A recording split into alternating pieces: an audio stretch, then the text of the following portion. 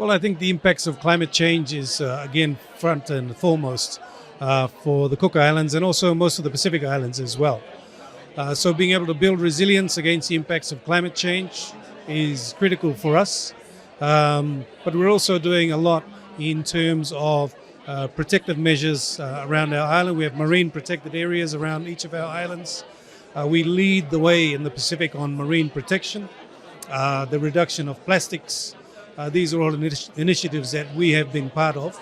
But for us, again, it remains the larger global issue of the impacts of climate change. And for us, building resilience, getting resourcing to help build that resilience is a challenge, and we're working towards that as well.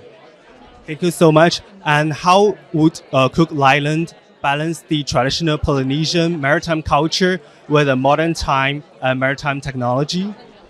I think it's trying to use the best of both worlds. So our understanding of traditional knowledge and the traditional practices that we put into place to protect our environment, both marine environment and our island environment, coupled now with the advances in science and technology. Putting those two together, I think we'll get the best of both worlds and good solutions for the challenges that we face. Thank you so much. And my third question is, what's your expectation of this year's Ocean Decade Conference? What do you hope it can achieve?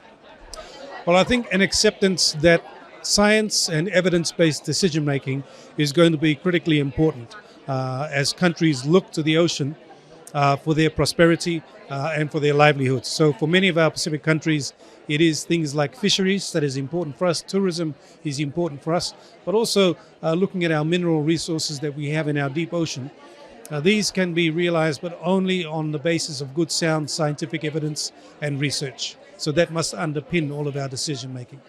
Thank you. My last question is your country in any way collaborating with China in terms of ocean protection? And do you see any potential with China in cooperation in this regard? As a part of the Pacific, we look to partner with many countries in order to protect our ocean environment, in order to protect the Pacific Ocean.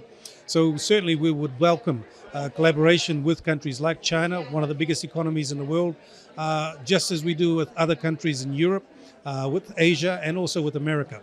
So for us, collaboration is very critical to work with other countries and the Pacific Island countries to get the best out of what we want.